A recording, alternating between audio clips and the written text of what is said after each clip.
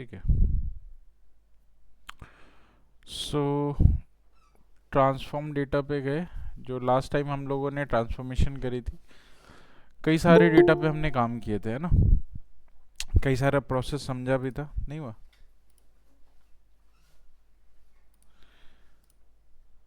Right. Data को append करना, मर्ज करना, डेटा पे क्लीनिंग अप्लाई करना। कुछ डेटा पे हमने क्लीनिंग अप्लाई किया था, ये फिल की हेल्प से। अब इसमें एक फंक्शन होता है जिसको हम बोलते हैं पिवट कॉलम और अनपिवट कॉलम, है ना। पिवट कॉलम और अनपिवट कॉलम का क्या मतलब है, राइट। तो पिवट कॉलम बेसिकली होता है कि अगर आपके पास कोई डेटा है और उसका एक पिवट फॉर्मेट बनाना है। पिवट का फॉर्मेट कैसा होता है? पिवट टेबल एक्सेल में पढ़ा था हमने, कैसा फॉर्मेट होता है डेटा का? डेटा कैसा दिखता है उसमें?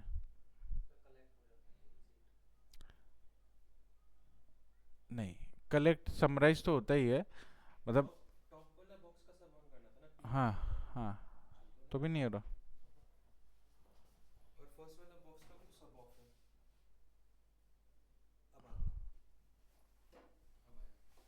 ऊपर में ही है हाँ, पहुंचने में।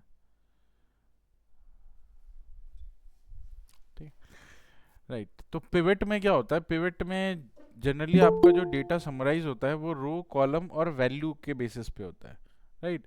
आप रो बनाते हैं, कॉलम बनाते हैं, बीच में सारी वैल्यूज रखते हैं, बीच में कोई टेक्स्ट डेटा नहीं हो सकता, क्योंकि बीच में कैलकुलेशंस होती हैं सारी, है ना। आप पिवट देखेंगे तो पिवट का जो कॉन्सेप्ट होता है वो वैल्यूज रो एंड कॉलम के बेसिस पे होता है, राइट। तो उसी फॉर्मेट में मुझे अगर अपने डेटा को चेंज करना हो, और अनपिवट का मतलब क्या होता है, तो पहले आपको मैं पिवट और अनपिवट का स्ट्रक्चर दिखाता हूँ। आप अपने डेटा सेट वाले फोल्डर पे जाएंगे तो वहाँ पे एक अनपिवट का फोल्डर मिलेगा। उस फोल्डर पे क्लिक करेंगे तो you'll have pivot and unpivot, दो फाइल मिलेगी। एक्सेल फाइल है, आप ओपन कीजिए इसको। पिवट को अगर ओपन करेंगे तो ये पिवट का स्ट्रक्चर दिखाएगा। पिवट का स्ट्रक्चर ऐसा होता है, ठीक है, जिसमें ये रो होते हैं, ये कॉलम होता है और बीच में सारी वैल्यूज होती है, ठीक है। बीच में कोई भी डेटा ऐसा टेक्स्ट नहीं हो सकता। और अनपिवट कैसा होता है? तो अनपिवट डेटा कुछ ऐसा होता है, ये है अनपिवट डेटा, ये पिवट है। इसी पिवट का अनपिवट फॉर्मेट ये है, ठीक है। तो अनपिवट से क्या होता है कि अनपिवट में डेटा ज़्यादा एक्सप्लोड हो जाता है, और पिवट में क्या होता है, ये डेटा एक समराइजेशन की तरह आपको दिखता है ना। विजिबिलिटी बढ़ जाती है पिवट के फॉर्म में अगर आप अपने डेटा को रखते हैं तो। इसमें विजिबिलिटी कम हो जाती है बिकॉज आपका डेटा एक्सटेंड हो जाता है, ठीक है। हाँ, तो अगर आप अपने डेटा को अनपिवट से पिवट या पिवट से अनपिवट करना चाहते हैं तो उसके लिए आपको फंक्शनैलिटी दे रखी है पावर क्वेरी के अंदर, पिवट कॉलम और अनपिवट कॉलम्स, ठीक है। ट्राई करें इसको। चलिए पहले एक डेटा लोड करते हैं। न्यू सोर्स पे गए, एक्सेल वर्कबुक, डेटा सेट, और डेटा सेट में अनपिवट वाला जो फोल्डर है इसको आप ओपन करेंगे। इसमें पिवट एक्सएलएसएक्स, पिवट वाला जो डेटा है उसको आपने ओपन करना है, ठीक है। आप अपनी शीट को सिलेक्ट करेंगे, पिवट नाम की जो शीट है इसको सिलेक्ट करना है, ओके करना है, and here you have this data. Here यही डेटा था जो अभी हमने देखा था, ठीक है, जिसमें सेल्स की वैल्यू आपको दे रखी है और कंपनीज के नाम दे रखे हैं कॉलम्स में, और सेल्स का नंबर दे रखा है। लेकिन मुझे इस डेटा को अनपिवट बनाना है, ठीक है, क्योंकि कई बार ये होती है कि एनालिसिस में आपका डेटा अगर इस फॉर्मेट में होता है तो वो सही तरीके से एनालाइज नहीं हो पाता, ठीक है। क्योंकि लीजेंड वगैरह अगर आपको बनाना पड़ेगा तो लीजेंड आप नहीं बना पाएंगे इस केसेस में, राइट। तो इसीलिए इसको अनपिवट में कन्वर्ट करना है। अनपिवट में कन्वर्ट करने के लिए आप क्या करते हो कि देखो अनपिवट का जो मैंने आपको अभी फॉर्मेट बताया वो कुछ ऐसा है। ईयर, तो ईयर का यहाँ पे ये कॉलम है, ठीक है। जैन फेब मार्च अप्रैल में, जो कि आपको यहाँ पे आ गया सारा, ठीक है, एक्सटेंड हो गया। और इसके जो करस्पॉन्डिंग वैल्यू है वो यहाँ पे आपको मिल गई, ठीक है। वैल्यू उतनी ही है, लेकिन इसको बस दूसरे तरीके से इसने एक्सटेंड किया हुआ है, राइट। अब होता क्या है कि इसमें ईयर का जो कॉलम है, क्या उसकी प्लेसिंग चेंज हुई है? ईयर वाली प्लेसिंग तो वही है, ईयर तो वहीं पे हुआ, एक्सटेंड हो गया, बट प्लेसिंग तो वही है। प्लेसिंग सिर्फ दो चीज़ों की चेंज हुई है। किसकी? एक तो कॉलम की प्लेसिंग चेंज हो गई। कॉलम की प्लेसिंग जो पहले कॉलम में हुआ करती थी, अब इस यहाँ पे पहुंच गई है इस तरीके। पहले हॉरिजॉन्टल था, अब वर्टिकल आ गया, ठीक है। और वैल्यूज की प्लेसिंग चेंज हो गई, ठीक है। तो दो चीज़ों की प्लेसिंग चेंज हुई है, एक तो कॉलम की प्लेसिंग और वैल्यूज की प्लेसिंग। तो जब भी आप अनपिवट बनाते हैं, इसको, इस डेटा को अनपिवट बनाना है, तो अनपिवट बनाते टाइम आप इस कॉलम को सिलेक्ट नहीं करेंगे। रेस्ट ऑफ द कॉलम्स, बाकी जितने कॉलम्स हैं, आप इसको ऐसे कर सकते हैं, राइट क्लिक करो और नहीं नहीं, एक सेकेंड, यहाँ पे सिलेक्शन का नहीं है, ठीक है। सिलेक्ट करो इन सभी डेटा को एक्सेप्ट दिस कंपनी। ये वाला जो कॉलम है ये सिलेक्ट नहीं होना चाहिए। क्यों? क्योंकि आप इसको सेम प्लेस पे रखना चाहते हो, सेम प्लेस पे एक्सटेंड करना है, राइट। आपको इसकी प्लेसिंग चेंज नहीं करनी, तो इसको सिलेक्ट नहीं करना, सिर्फ इनको सिलेक्ट करना है जिसकी प्लेसिंग चेंज करनी है और जिसको अनपिवट करना है। एक्चुअली में आप इसको अनपिवट नहीं कर रहे होते हो, आप इस डेटा को अनपिवट करते हो। तो सिलेक्शन इनकी होनी चाहिए, और इसकी सिलेक्शन होने के बाद you will go for transform and you'll go for unpivot columns. You'll see that your data is unpivot.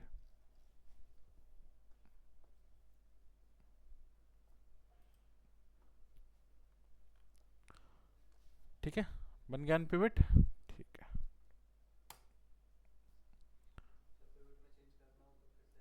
Same, हाँ, उसमें भी सेम चीज़ है। इसको अगर रो में रखना है तो इसकी प्लेसिंग हमें चेंज करनी नहीं है, सिर्फ इनकी करनी है। तो इनको सिलेक्ट करेंगे, पिवट बना देंगे। पिवट में सिर्फ आपको ये बताना होगा कि जो दो कॉलम आपने सेलेक्ट किए हैं उसमें वैल्यू वाला कॉलम कौन सा है। एक कॉलम वाला होगा, है ना, और एक वैल्यू वाला होगा। तो वैल्यू वाला कॉलम कौन सा है? तो वैल्यू वाला कॉलम यही वैल्यू ही है, तो हमने इसको सेलेक्ट किया, ओके कर दिया। अगेन ये पिवट में चला,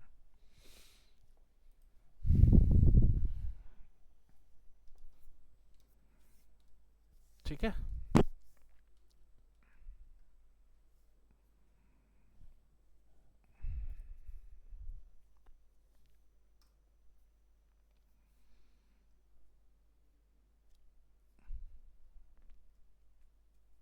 ठीक है, चलिए, तो यहाँ पे जो एनी कॉलम वाला आपका ग्रुप है, एनी कॉलम वाले ग्रुप में आपके पास ऑप्शन है कि आप अपने कॉलम्स के डेटा टाइप चेंज कर सकते हैं।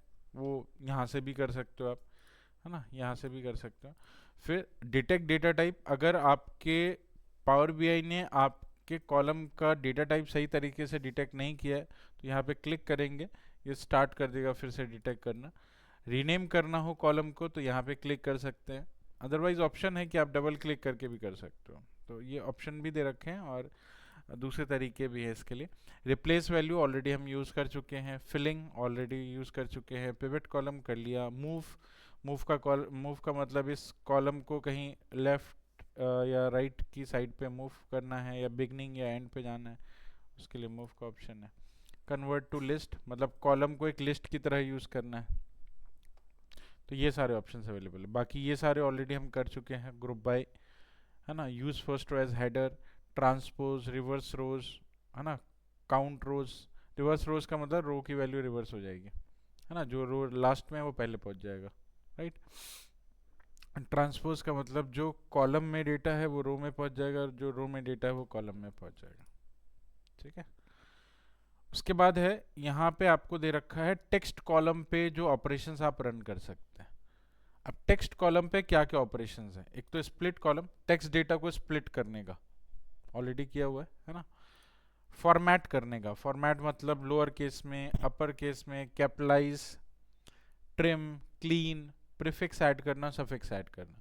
मतलब आप अपने कॉलम के अंदर ये सारे प्रोसेस, जो कि टेक्स्ट टाइप का कॉलम है, उसमें ये सारे प्रोसेस आप कर सकते हैं। जैसे किसी डेटा को हमें लोअर केस में या अपर केस में कन्वर्ट करना है, तो उस कॉलम का डेटा अपर केस और लोअर केस में कन्वर्ट हो जाएगा।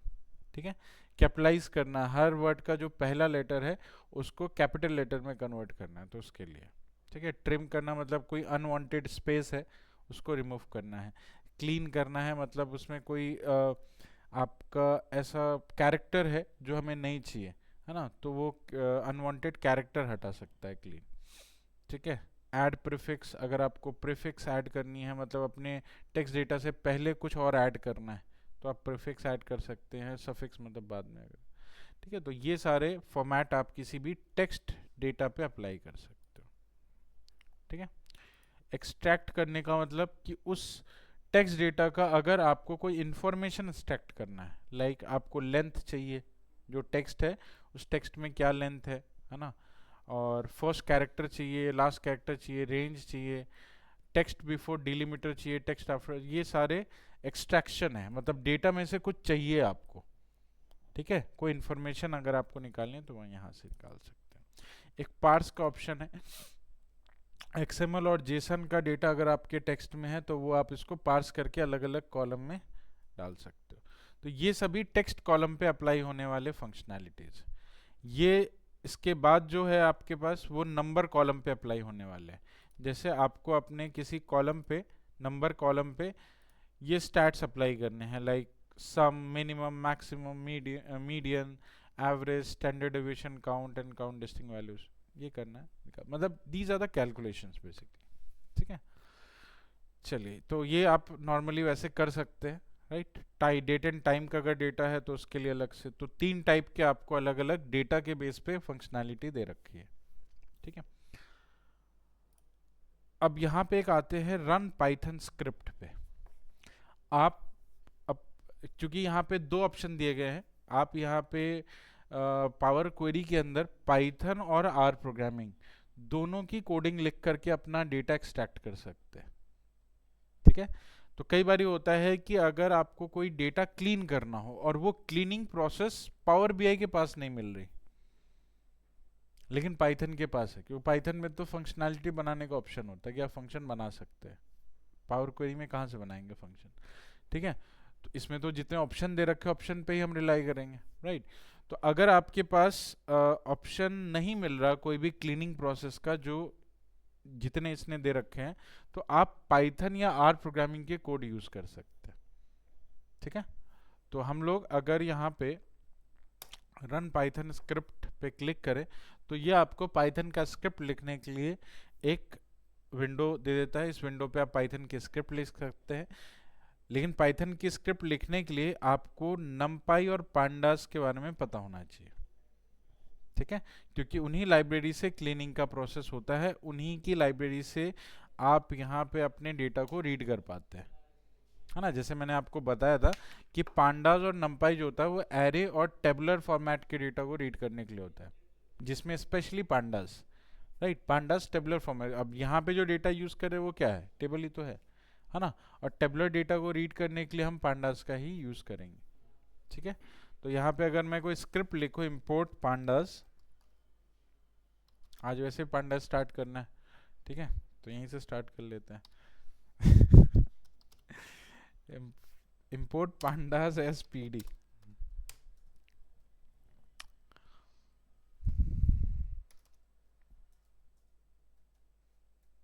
ठीक है। अच्छा, नीचे कुछ लिखा होगा, एक बार देख लेना क्या लिखा हुआ है। मतलब इसके पास ये जो है पाइथन इंटरप्रेटर के साथ कनेक्टेड है, क्योंकि जब आप इसको रन करेंगे तो ये यहाँ पे रखा हुआ पाइथन इंटरप्रेटर जो है उसके थ्रू रन करेगा। क्या नहीं चलता, क्यों नहीं चलता? एनाकोंडा ओपन है, इंटरप्रेटर तो चलता है ना। आप जो वीएस कोड पे चलाते हो तो वो क्या, कौन सा इंटरप्रेटर है? एनाकोंडा का ही तो लेता है। ठीक है। चलिए, तो import pandas as PD dot read underscore, read नहीं करना अभी, जो डेटा सेट है,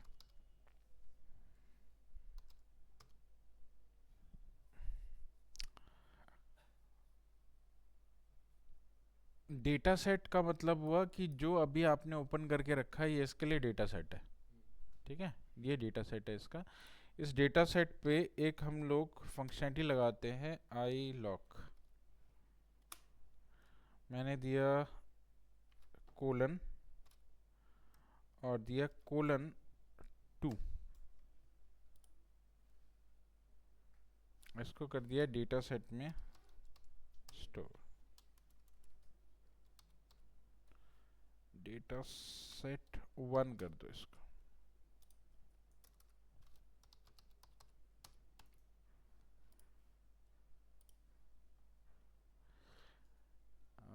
कंटिन्यू,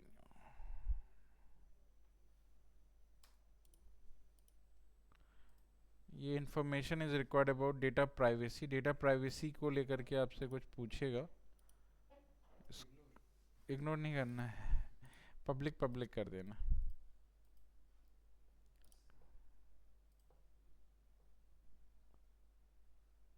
पब्लिक पब्लिक कर दिया मैंने इसको, ठीक है। कोड दिखाता हूँ। तो इसने क्या किया, मैंने क्या किया, बेसिकली जो स्क्रिप्ट लिखा था उस स्क्रिप्ट में मैंने स्टार्टिंग के 2 कॉलम एक्सेस किए थे इंडेक्सिंग के थ्रू, है ना, जैसे एरे में इंडेक्सिंग बढ़ा था वैसे यहाँ पे भी इंडेक्सिंग होता है। तो पांडास में हम लोगों ने इंडेक्सिंग किया, राइट, और उस इंडेक्सिंग के थ्रू स्टार्टिंग के 2 कॉलम को हमने रीड किया, ठीक है। अब इसमें 2 वेरिएबल बनाए, एक का नाम था डेटा सेट, एक का नाम था डेटा सेट 1, राइट। और जब मैं इसको, हाँ, अब मुझे इसमें डेटा सेट नहीं चाहिए था, मुझे डेटा सेट 1 चाहिए था, तो मैंने डेटा सेट 1 कर दिया और डेटा सेट 1 को हमने यहाँ से एक्सपैंड किया। एक्सपैंड करने में आप देखोगे कि 2 ही कॉलम आपको दिख रहे हैं यहाँ पे, ओके करेंगे तो ये 2 कॉलम का डेटा उठा के लेके आ जाएगा आपके लिए, ठीक है। तो बेसिकली ये जो हमने पाइथन में स्क्रिप्ट लिखी, ये स्क्रिप्ट, इस स्क्रिप्ट की हेल्प से आप अपने डेटा सेट पे काम कर पा रहे हैं, जो डेटा सेट आपने ओपन कर रखा है पावर क्वेरी में, ठीक है। उसका by default name data set ही होता है, जो ओपन किया हुआ डेटा है उसका by default name data set है, तभी तो ये इस पे आई लॉक चला रहा है ना। तो जो ओपन किया हुआ डेटा सेट है उसको यहाँ पे ये डेटा सेट के नाम से ही रिप्रेजेंट करता है।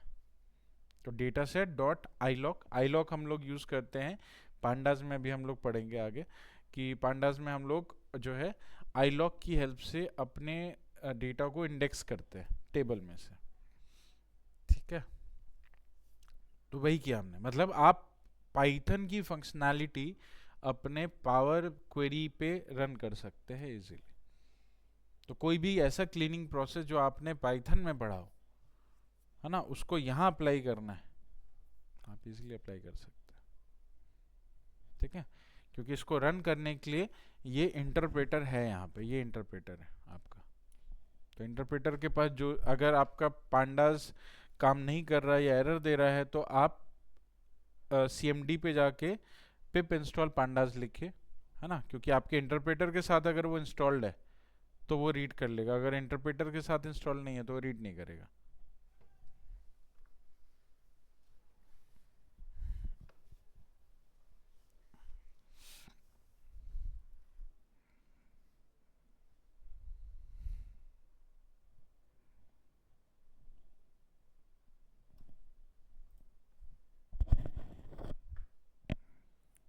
रन हुआ आपका?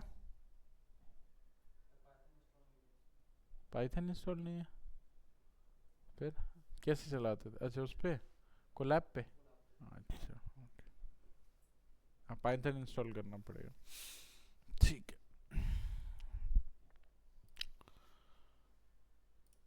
ओके। चलिए नेक्स्ट आते हैं, ये तो हो गया यहाँ का सारा प्रोसेस। ऐड कॉलम, अगर आपको अपने पावर क्वेरी के अंदर किसी डेटा में कोई नया कॉलम ऐड करना है, हमने शायद पहले किया भी है ना, कस्टम कॉलम ऐड किया है ना। कंडीशनल कॉलम आप बना सकते हैं। कंडीशनल कॉलम का मतलब क्या होता है? कंडीशनल कॉलम का मतलब होता है, मान लो कि आपके पास ये ऑर्डर का डेटा है, ऑर्डर वाला कॉलम सब ये डेटा सेट ऑलरेडी यहाँ पे होगा सभी के पास। ऑर्डर न्यू, इसमें लेट्स से मान लो कि मुझे सबसे लास्ट में कॉलम ऐड करना है, ठीक है, on the basis of profit, ठीक है। अब प्रॉफिट की वैल्यू जो है वो कई जगह नेगेटिव में है और कई जगह पॉजिटिव में है ना। नेगेटिव प्रॉफिट मतलब लॉस भी है और प्रॉफिट भी है। मुझे जहाँ जहाँ पे नेगेटिव वैल्यू है वहाँ वहाँ पे जो है लॉस लिखना है एक कॉलम में, और जहाँ जहाँ पे पॉजिटिव वैल्यू है वहाँ पे प्रॉफिट लिखना है ना। प्रॉफिट एंड लॉस का एक अलग से कॉलम बनाना है, राइट। तो मैंने क्या किया, कंडीशनल कॉलम चूज किया, ठीक है। कंडीशनल कॉलम चूज करेंगे, इस कॉलम को सिलेक्ट करो, कंडीशनल कॉलम चूज करो, कॉलम का नाम प्रॉफिट लॉस ऐसे कर दिया मैंने, अंडरस्कोर कर देते हैं, और कॉलम का नाम दिया किस कॉलम पे अप्लाई करना चाहते हो आप। तो मुझे करना है प्रॉफिट वाले कॉलम पे अप्लाई, ठीक है। ऑपरेटर क्या यूज करना है, तो इज ग्रेटर देन और equal to value 0, output profit. अगर ग्रेटर देन इक्वल टू से ग्रेटर देन और इक्वल टू 0 हुआ तो प्रॉफिट है, एल्स लॉस, ठीक है। And it will make a new column profit and loss. So here you have profit and loss, ठीक है, बात समझ आई, ठीक है। अब इसके अकॉर्डिंग आप ग्रुपिंग भी कर सकते हैं, है ना। कितने प्रॉफिट हुए तो कितने का प्रॉफिट हुआ है, लॉस हुआ तो कितने का लॉस हुआ, एग्जैक्टली, बात समझे।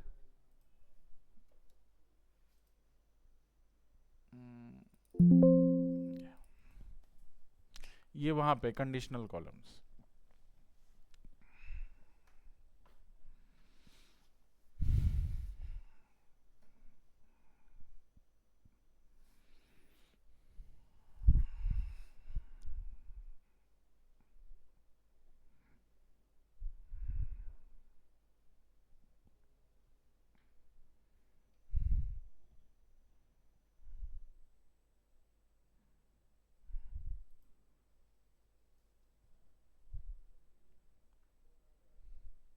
हो गया, चलो ठीक है।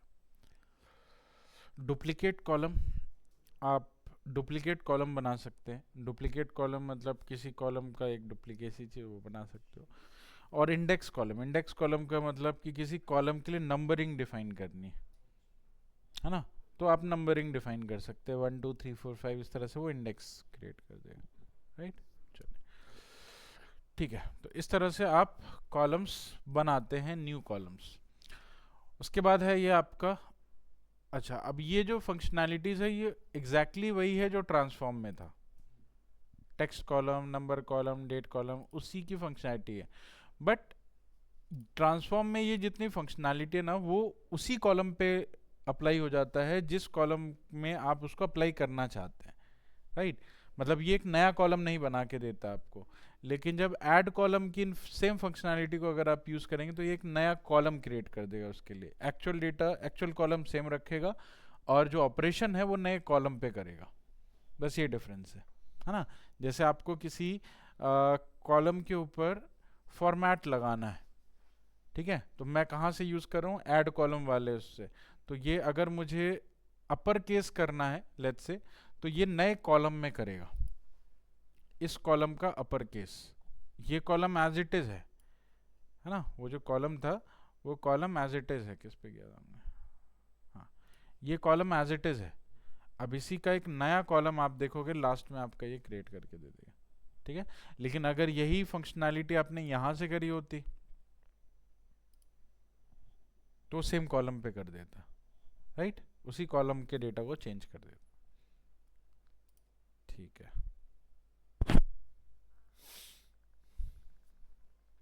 ठीक है, तो ये सारे फंक्शनैलिटी वही है पहले वाले।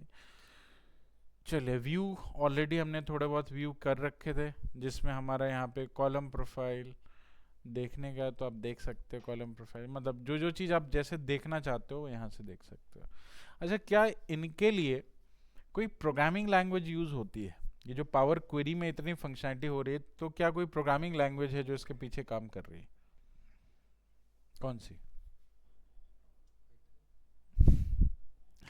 इसमें एक अलग से लैंग्वेज होता है, उसको बोलते हैं एम लैंग्वेज। ठीक है, यहाँ पे एम लैंग्वेज यूज होती है, राइट। तो ये जो एडिटर आपको मिलता है ये बेसिकली एम लैंग्वेज का है, एडवांस एडिटर। यहाँ एडवांस एडिटर पे क्लिक करोगे तो ये जो लैंग्वेज आपको दिख रही है, जिस पे ये जितना प्रोसेस आपने किया है ना, ये सभी प्रोसेस किसी ना किसी फंक्शन से कॉल हो रहा है। सब फंक्शन है, ये देखो, table dot promote header, table dot transform column, table dot nested join, this and this, ये जितने भी आपने किए ये सब फंक्शंस हैं। और ये फंक्शंस लिखे गए हैं एम लैंग्वेज, इसको एम लैंग्वेज बोलते हैं। पावर क्वेरी के लैंग्वेज को एम लैंग्वेज बोला जाता है। हाँ, ये पावर क्वेरी में यूज होता है। ठीक है, तो ये सारी फंक्शनैलिटी एम लैंग्वेज की है। तो कई बार आपसे पूछा जाता है इंटरव्यू में कि मतलब आप एम लैंग्वेज के बारे में जानते हैं नहीं, मतलब पूछते हुए, क्योंकि ये सब फंक्शंस हैं। एम लैंग्वेज का मतलब सिर्फ फंक्शंस होता है। ठीक है, लेट का मतलब होता है जो आप काम कर रहे हैं, इन का मतलब होता है जो आउटपुट आपको चाहिए। ठीक है, ये बेसिकली इसका मतलब होता है। ये दो ब्लॉक बनते हैं, इसके अंदर वो सारे फंक्शंस होते हैं, बेसिकली पूरा फंक्शंस ही है, राइट। आप फंक्शन जैसे एक्सेल में आप यूज़ करते हो तो एक्सेल में भी सब फंक्शंस ही होते हैं, वैसे यहाँ भी फंक्शंस ही हैं। आप फंक्शन जिस पे अप्लाई करना चाहते हैं, जो फंक्शन अप्लाई करना चाहते हो वो यहाँ पे आप लिख देते हैं। ठीक है, अब ये फंक्शंस बैकएंड पे चलते हैं। आप चाहे तो इसको लिख भी सकते हैं, if you know about the function you can write it also, but अभी ज़रूरत नहीं है। ठीक है, क्योंकि कहीं भी आपसे एम लैंग्वेज को लिखने के लिए बोला ही नहीं जाता है, so skip it. But you should know कि हाँ भाई ये लैंग्वेज कौन सी है ना, ताकि लोगों को पता चलता है कि आपने पावर क्वेरी पे काम कर रखा है, राइट। ठीक है, तो ये हो गए आपके सारे फंक्शंस एंड ऑप्शन जो हम पावर क्वेरी में यूज़ कर रहे हैं। And after doing the cleaning process what we can do, we can go for close and apply, या अप्लाई या क्लोज, है ना, जिसकी हेल्प से आप अपने ट्रांसफॉर्म्ड डेटा को अपने पावर व्यू पे यूज कर पाएंगे, है ना। तो जो ट्रांसफॉर्म हो गया आप डेटा, जो फाइनल आउटपुट है आपका, फाइनल आउटपुट का मतलब जो लास्ट स्टेप होती है आपकी, लास्ट स्टेप पे जो आउटपुट मिलता है आपको, ये आउटपुट अब अप्लाई होती है आपके पावर व्यू पे। ठीक है, तो अगर आप यहाँ से अप्लाई करते हैं तो ये सभी डेटा को वन बाय वन लोड कराएगा आपके पावर व्यू में, और फर्दर आप उसके ऊपर डैशबोर्ड्स या उसके ऊपर विजुअल्स क्रिएट कर सकते हैं। ठीक है, तो you can see in power view, ये है आपका पावर व्यू, जिस पे अब वो सारे डेटा जो अभी आपने बनाए थे या आपने क्लीन किए थे, वो सारे डेटा यहाँ पे आपको राइट हैंड साइड पे मिल जाएंगे। ये है आपकी फील्ड लिस्ट, ये आपको हर एक डेटा के लिए फील्ड लिस्ट दे देता है। फील्ड लिस्ट होता है ड्रॉप डाउन करने के लिए। ठीक है, अब जो भी विजुअल आपको बनाना है उसकी पूरी लिस्टिंग यहाँ दे रखी है, फाइन। और जो भी विजुअल आप यूज़ करना चाहते हैं उस विजुअल पे आप डबल क्लिक करते हैं, you will get the visual in the front window. ठीक है, अब ये जो सामने वाली विंडो दिख रही है, इस पे डैशबोर्ड्स क्रिएट होते हैं, और किसी भी टेबल का पूरा डेटा अगर आपको देखना है तो वो आप यहाँ टेबल व्यू से देख सकते हैं। ये लेफ्ट हैंड साइड पे आपको, ये है आपका रिपोर्ट व्यू जो कि ये सामने आपको दिख रही है, ये है आपका टेबल व्यू। टेबल व्यू में आपके डेटा की पूरी इन्फॉर्मेशन दिखेगी आपको, है ना। डेटा देखना हो अगर तो यहाँ से आप देख सकते हैं। थोड़ा बहुत चेंजेस भी करने का ऑप्शन यहाँ पे होता है ना। लाइक आप अगर अपने कॉलम का नाम चेंज करना चाहते हैं यहाँ से कर सकते हैं, डेटा टाइप चेंज करना चाहते हैं तो यहाँ से कर सकते हैं, फॉर्मेट चेंज करना चाहते हैं, समराइजेशन, अनसमराइजेशन, ये सारे कुछ ऑप्शंस आपको यहाँ से थोड़ा बहुत चेंज करने के लिए दे रखा है। ऐसा नहीं कि हर चेंजेस के लिए आपको पावर क्वेरी पे ही जाना पड़ेगा, है ना। तो थोड़े बहुत डेटा टाइप के चेंजेस और कॉलम के नाम के चेंजेस वो आप इधर से कर सकते हो। ठीक है, चलिए, तो ये है आपका डेटा। इस पे अगर मुझे लेट्स से कोई रिपोर्ट क्रिएट करनी है तो रिपोर्ट क्रिएट करने के लिए आपको यहाँ विजुअल दे रखे हैं और हर विजुअल के नाम आप होवर करके चेक कर सकते हैं। अब माउस ओवर करेंगे उस विजुअल पे तो आपको दिखा देगा उसका नाम। जैसे यहाँ पे स्टैक्ड बार चार्ट, यह है स्टैक्ड कॉलम चार्ट, यह है clustered bar chart, clustered column chart, है ना। तो इस तरह के सारे अलग अलग आपको विजुअल दे रखे हैं। ठीक है, हर विजुअल का अपना अलग तरीका होता है डेटा को रिप्रेजेंट करने का, राइट। हाँ, उसकी इंफॉर्मेशन अलग हो सकती है सबकी। अब जैसे यहाँ पे हमने बार चार्ट, जो स्टैक्ड बार चार्ट है, उसको क्लिक किया तो इसने बार चार्ट बना के दिया। अब इसके लिए जो डेटा रिक्वायर्ड होगा वो डेटा हम यहाँ से लेंगे और इस पे डालेंगे। ये है आपकी एक्सेस की लिस्ट कि आपका ये बार चार्ट का वाई एक्सिस है, एक्स एक्सिस है, लीजेंड है, स्मॉल मल्टीपल है, टूल टिप है, राइट। वाई एक्सिस मतलब ये हो गया ऊपर, है ना, ये वाई एक्सिस है, ये आपकी एक्स एक्सिस है। तो वाई एक्सिस पे क्या डेटा रखना है, तो लेट्स से मैं यहाँ पे एम्प्लॉय का नेम रखना चाहता हूँ। नेम है, नेम तो वैसे बहुत सारे होंगे। और एक्स एक्सिस पे हम रखना चाहते हैं प्रोडक्टिविटी। तो इसने क्या किया, नेम के बेसिस पे हर एक एम्प्लॉय का एक प्रोडक्टिविटी ग्राफ बना के दे दिया इसने।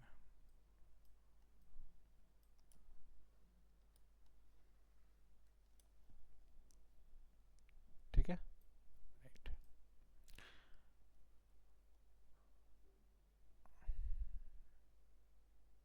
एम्प्लॉय नेम और प्रोडक्टिविटी,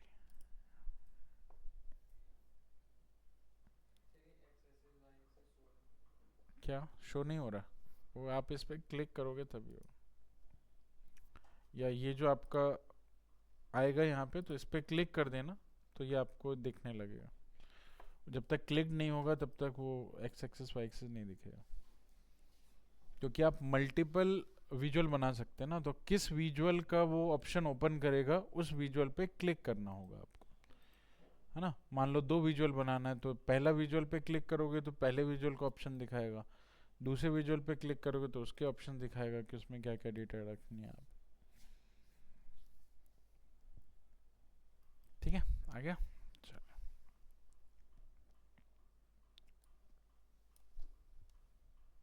ठीक है।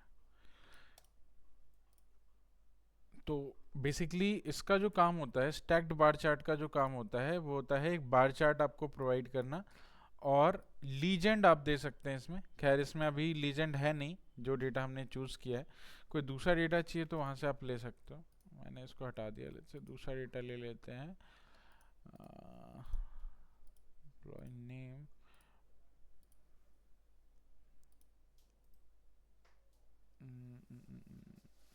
ठीक है, एक ऑर्डर न्यू का डेटा लेते हैं। ठीक है, ऑर्डर न्यू, ये कॉलम होगा आपके पास, ये डेटा होगा आपके पास। इसमें से हम लोग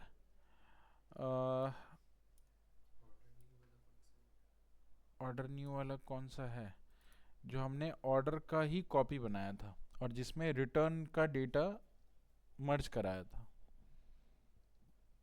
ऑर्डर न्यू में रिटर्न का डेटा मर्ज किया था हमने।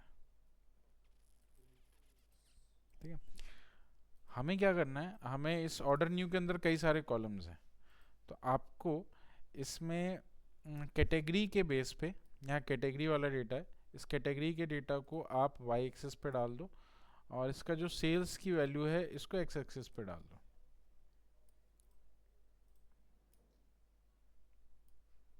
ठीक है, तो इस तरह से आपको एक ग्राफ मिलेगा जिसमें हर एक कैटेगरी का, राइट, इस तरह से आपको दिखेगा। अब आपको इसमें एक चीज़ और देखनी है कि भाई टेक्नोलॉजी, फर्नीचर और ऑफिस सप्लाईज में टेक्नोलॉजी का सेल सबसे ज़्यादा है, राइट।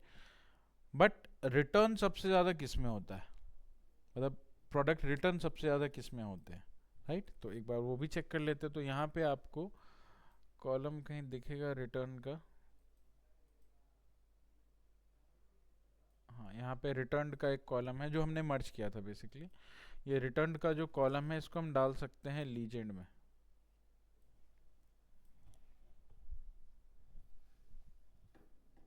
तो इट शोज कि सबसे जो ब्रॉडर एरिया है ना, ये है रिटर्न नो का और ये है रिटर्न येस का। मतलब टेक्नोलॉजी में इतना रिटर्न होता है और इतना रिटर्न नहीं होता है, ठीक है। मतलब अब अगर आप इसका वैल्यू देखना चाहते हो तो वैल्यू के लिए you have to go for the formatting. यहाँ पे आप अपने विजुअल की फॉर्मेटिंग यहाँ से कर सकते हैं, ये इसके फॉर्मेट्स हैं। फॉर्मेटिंग में अगर आप डेटा लेबल को ऑन कर दें, यहाँ पे डेटा लेबल को अगर आप ऑन कर देते हो तो ये डेटा लेबल इस तरह से दिखने लगता है। तो थोड़ा सा लंबा कर दो, ये आपको दिख जाएगा यहाँ पे कि इसमें टोटल कितने मिलियन सेल्स होते हैं आपके, उसमें से कितने मिलियन का रिटर्न है, ठीक है। और इसमें दूसरा वाला जो फर्नीचर, इसमें कितने मिलियन का सेल्स है, कितने मिलियन का रिटर्न है। तो मिलियन में आपको एक आउटपुट ये शो कर रहा है, ठीक है। मुझे मिलियन में नहीं दिखाना है लेट्स से, तो मैं क्या करूं, है ना। तो मैं यहाँ पे एक्स एक्सिस की जो वैल्यू है, एक्स एक्सिस पे आप जाओगे तो एक्स एक्सिस के अंदर आपको मिनिमम और मैक्सिमम मिलेगा, नीचे जाओगे तो वैल्यू मिलेगा, और वैल्यूज के अंदर आपको मिलेगा डिस्प्ले यूनिट। और डिस्प्ले यूनिट अगर आप चेंज करना चाहें, 1000, मिलियन, बिलियन, ट्रिलियन, 4 ऑप्शंस हैं। और नन है, नन का मतलब कोई भी उसका वो नहीं रहेगा यूनिट, आप मतलब as it is full number आपको दिखाएगा, ठीक है। तो अगर आप थाउजेंड्स में इसको दिखाना चाहें तो आप 1000 पे क्लिक कर लें, तो ये पूरा यूनिट इसका चेंज होके 1000 हो जाएगा, ठीक है।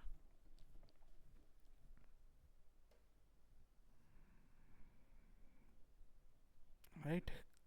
और बाकी कलर वलर के ऑप्शन है, फॉन्ट के ऑप्शंस हैं, एंड डेसिमल प्लेसेस के ऑप्शन है, राइट।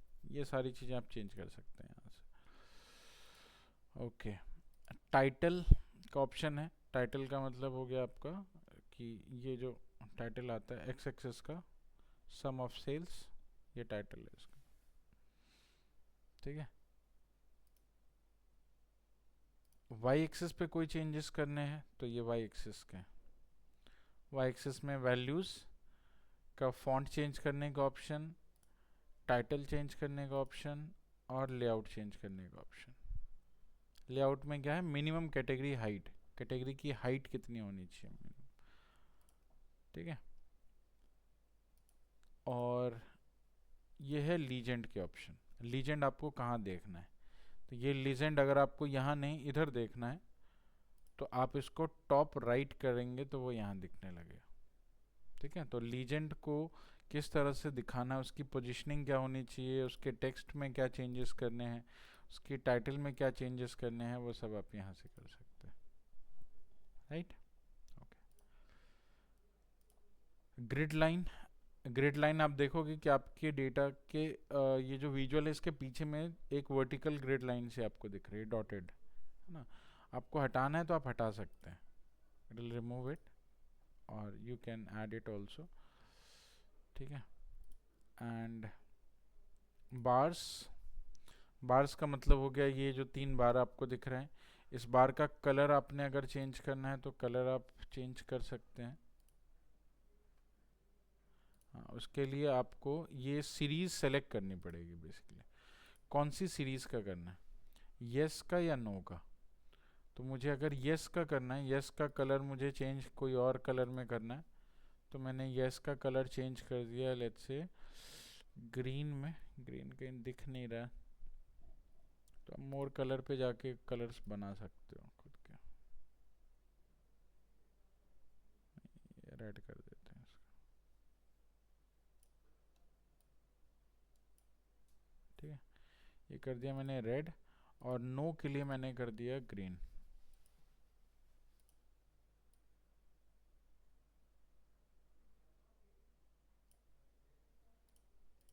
ठीक है। तो ग्रीन एंड रेड में यह आपको दिखने लगा।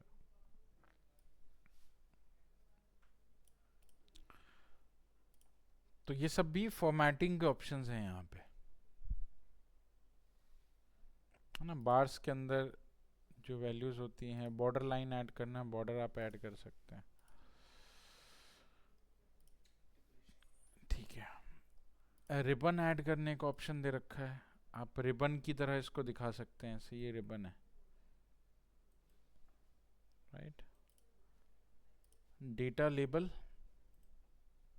जो अभी आपको डेटा लेबल यहाँ पे नंबर्स दिख रहे हैं वो डेटा लेबल हैं बेसिकली। डेटा लेबल में यस के लिए अगर आपको कुछ डेटा लेबल का वैल्यू चेंज करना तो आप कर सकते हैं, और नो के लिए करना है तो नो के लिए कर सकते हैं। दोनों के लिए अलग अलग आप चेंजेस कर सकते हो, ठीक है। जैसे मुझे यस का कलर चेंज करना है, यस का ये वाइट कलर इसने दे रखा है जो विजिबल नहीं है उतना, तो मैंने यस के लिए लेट्स से गया और यस की वैल्यू पे जाके इसका जो फॉन्ट कलर है वो चेंज कर देना। अच्छा यस नहीं, सॉरी, नो पे करना था ना, नो पे, यस तो विजिबल है, नो पे करना था। तो हमने यहाँ पे नो पे गया और वैल्यू पे गया, इसके कलर पे गया and you change the value like that, right, ठीक है। दिस इज वैल्यू ऑपरेशंस हो गया। इसका बैकग्राउंड वगैरह सब चेंज कर सकते हैं आप। टोटल का लेबल डिफाइन करनी है तो टोटल भी आप दिखा सकते हैं, टोटल लेबल दिया तो यहाँ फाइनली आपको टोटल का आउटपुट मिल गया, ठीक है। प्लॉट एरिया बैकग्राउंड मतलब इस पूरे एरिया का बैकग्राउंड सेट करना है ना। बैकग्राउंड में क्या है कि आप कोई दूसरा बैकग्राउंड लेके आ सकते हैं, अगर आपके पास कोई इमेज रखी है और उसका बैकग्राउंड आप यहाँ सेट करना चाहते हो तो कर सकते हो, ठीक है। लेकिन लेट्स से मुझे कलर चेंज करना है तो फिर यहाँ से नहीं होगा। कलर वगैरह चेंज करने के लिए आप जनरल सेटिंग्स पे आ सकते हैं। ये तो हो गया विजुअल की सेटिंग और ये हो गया आपकी जनरल सेटिंग। जनरल सेटिंग में कई सारी जनरल सेटिंग्स होती हैं जिसमें कि आप अगर इफेक्ट्स पे जाते हैं तो you have a background option, और इस इफेक्ट के अंदर बैकग्राउंड जो है, इस बैकग्राउंड का कलर मतलब कोई सॉलिड कलर आप देना चाहते हो तो सॉलिड कलर दे करके आप इसको रख सकते हैं इस तरह से, ठीक है। ये है आपका, इस तरह से हमने इसको क्रिएट कर,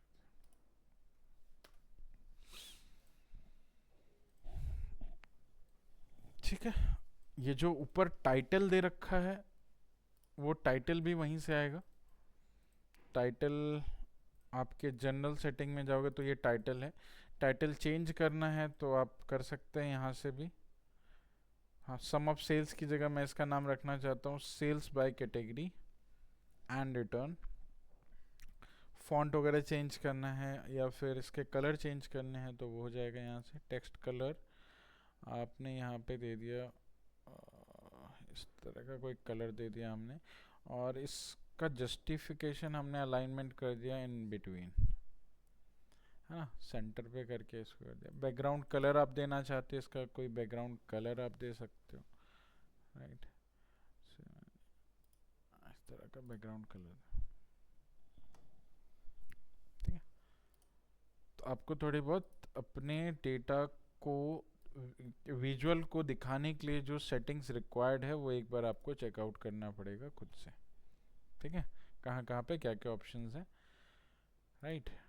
प्रॉपर्टीज़ जो कि हाइट विड्थ को लॉक करने के लिए आप यूज़ करते हैं, है ना। मतलब आप you don't want to change it, अभी तो ये चेंज कर हो रहा है, राइट। अभी आप चाहते हो कि आप एक कोई फिक्स हाइट एंड विड्थ कर दिया और उसको लॉक करना है तो फिक्स हाइट विड्थ लिख करके यहाँ पे इसको लॉक कर सकते हैं, ठीक है। फिर चेंज नहीं होगा। पोजीशंस ये है आपके, मतलब इसको कहाँ रखना है। अभी जैसे ये है तो जिधर भी रखना पोजीशन आप रख सकते हो। पैडिंग, पैडिंग सेट कर सकते हो अपने पूरे जो ये दे रखा है व्यू, इस पूरे विंडो के साइज से पैडिंग सेट कर सकते हो आप इसका, ठीक है। पैडिंग का मतलब होता है मार्जिन, राइट। कॉर्नर से जो मार्जिन आप बनाते हो उसको पैडिंग बोलते हैं, ठीक है, बाकी के एडवांस ऑप्शंस हैं यहाँ। रिस्पॉन्सिव होना चाहिए या नहीं होना चाहिए। रिस्पॉन्सिव का मतलब ऑन अगर आप इसी विजुअल को मोबाइल पे देखते हैं या मोबाइल व्यू में देखते हैं तो how it will be shown there and will it be responsive और नॉट, मतलब दोनों अलग अलग स्क्रीन पे इसका जो व्यू है वो चेंज होगा या नहीं, क्योंकि मोबाइल एक छोटी स्क्रीन होती है, राइट। तो जो भी जैसे मान लो ये विजुअल बना है, इस विजुअल को मुझे मोबाइल स्क्रीन के अकॉर्डिंग देखना है, तो मैं यहाँ पे क्लिक करूँगा, it show the auto create. तो ये देखो, ये स्क्रीन साइज के अकॉर्डिंग आपका इसने दे दिया, मतलब आपकी मोबाइल स्क्रीन पे ये कुछ ऐसा दिखेगा, ठीक है, राइट।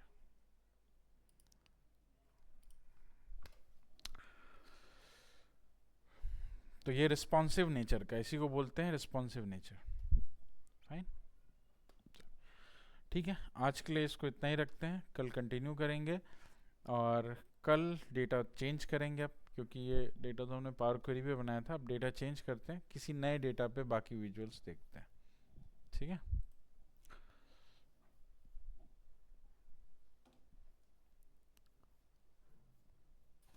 विजुअल्स इजी हैं, हाँ कुछ विजुअल थोड़े से आपको ट्रिकी लगेंगे, बिकॉज मोस्टली विजुअल तो एक्सेल से ही रिलेटेड है, ठीक है।